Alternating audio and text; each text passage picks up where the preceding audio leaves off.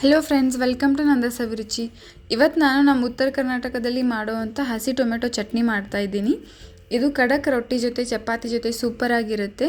ಇದು ಸ್ಪೈಸಿಯಾಗಿ ಹುಳಿಯಾಗಿ ತುಂಬ ಚೆನ್ನಾಗಿರುತ್ತೆ. ಬನ್ನಿ ಈಗ ಇದನ್ನು ಹೇಗೆ ಮಾಡೋದು ಮತ್ತು ಏನೇನು ಇಂಗ್ರೀಡಿಯೆಂಟ್ಸ್ ಬೇಕು ನೋಡೋಣ.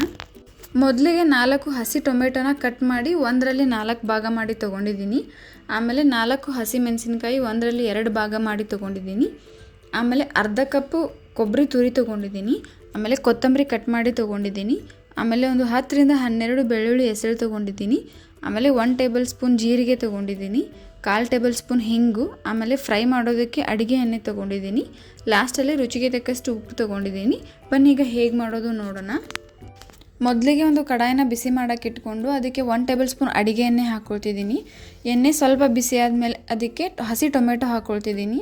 ಆಮೇಲೆ ಹಸಿ ಮೆಣಸಿನ್ಕಾಯಿ ಹಾಕ್ಕೊಳ್ತಿದ್ದೀನಿ. 2 ಹಾಕ್ಕೊಂಡು ಫ್ರೈ ಮಾಡ್ಕೊಳ್ತಿದ್ದೀನಿ.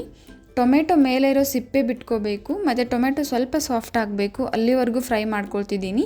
ಇದು ಫ್ರೈ ಆದಮೇಲೆ ಒಂದು 10 ನಿಮಿಷಗಳ ಕಾಲ ಇದನ್ನು ತಣ್ಣಗಾಗಕ್ಕೆ ಬಿಡಬೇಕು. ಇದು ತಣ್ಣಗಾದಮೇಲೆ ಒಂದು ಮಿಕ್ಸಿ ಜಾರಿಗೆ ಫ್ರೈ ಮಾಡಿರೋ ಟೊಮೆಟೊ ಮತ್ತು ಮೆಣಸಿನ್ಕಾಯಿ ಹಾಕ್ಕೊಳ್ತಿದ್ದೀನಿ. ಆಮೇಲೆ ಕೊಬ್ಬರಿ ತುರಿನ ಹಾಕ್ಕೊಳ್ತಿದ್ದೀನಿ.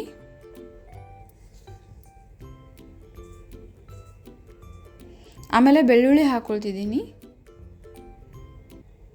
ಆಮೇಲೆ ಕಟ್ ಮಾಡಿರೋ ಕೊತ್ತಂಬರಿ ಹಾಕ್ಕೊಳ್ತಿದ್ದೀನಿ.